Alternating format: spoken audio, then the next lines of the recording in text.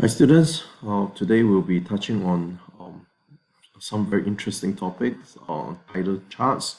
Some of you may say, oh, why do you need to learn that? I'll share with you one reason why I need to know that. And after that, we'll move on to parameter. So tidal chart, okay, if you go online to check on tides, sometimes it's good because especially those parents, if your parents enjoy fishing, tide reading of tide is very important. Okay, so personally, I enjoy catching crabs at this what do you call that? What was the place? Lake's Entrance. That's right, Lake's Entrance. And you see this particular crab that I've caught. Is fairly big. It's as big. It's even bigger than my palm. So very often when I go there and catch crab, I will look at the tide. So again, based on what I read online, I've been advised to always go and catch crab that is 1 hour before the lowest tide and 1 hour after the lowest tide. So now during this time frame, 1 hour before, 1 hour after, that is the best time to catch a crab.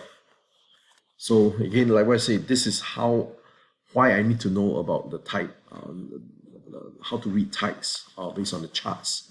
So it's good to know that, okay? And based on all this information given to you, read the chart properly, which day you're reading, and then whether are you looking for the lowest tide, highest tide, and provide all this information in the spaces given to you. Okay, so another one that is really interesting is about reading of time.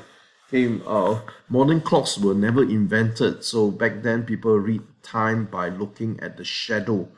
So like afternoon, that's how it looks like when it's west. Midday, there's no shadow, and east, when it's in the morning, that's how it looks like in the morning. Okay, because sun rises from the east, sets in the west, isn't it? So for example, sunrise, where would the shadow be? So this is roughly how it look like, the shadow for sunrise. Midday, there should be nothing. Mid-morning will be slightly shorter than before. And then midday, of course, there's nothing, right?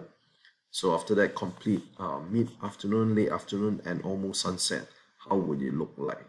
Okay, so almost sunset. Think carefully, how will it look like for a shadow? Okay, move on to parameter. Okay, again, this is not something that we have never learned before. So parameter is always to find the dimension of the outer part of a shape. Always remember that. Okay, don't confuse area with parameter concept. Okay, parameter is always to find the dimension of the outer part of a shape. So for the first one, okay, let's say I go through A with you. So example 14A, okay, I need to measure it, and by using my ruler, it is actually 32 mm. So because it's a square, the other side is also 32 mm. So once I know two sides, because it's a square, I add the four sides together, 32 plus 32 plus 32 plus 32, that gives me 128 mm. Okay, so you have to use a ruler to add the length. Okay, write down all the sides, and then from there you work it out. Okay, 15A, so they say explain how you could use a shortcut to find the parameters of these regular polygons. So A is a square, B is a rectangle, C is a equilateral triangle, and D is a pentagon. So what is the quickest way we can find the parameter? Since we know a square has 4 equal sides, to get the parameter is simply 4 times 3 cm, which is 4 cm. Okay, 4 meaning the 4 sides is 12 cm. So likewise, can you do B, C, and D for these questions? Okay, moving on to the next part here, we are looking at the lounge, bedroom, bathroom, and kitchen parameter. So I've done the lounge for you. The lounge is actually 6 meters here, 5 meters here. So to get the parameter, you just need to add up all the sides. That's how I get the parameter of the lounge. So solve the rest on your own, please. Thank you.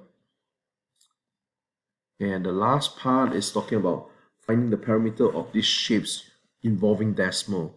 So all of us already know how to add and subtract decimals, isn't it? So let's add, let's say we have this isosceles triangle for C. So to get the parameter, I'll just need to add all the sides together, 3.7 plus 4.6 plus 4.6, and I actually get 12.9 meters as the answer. Easy?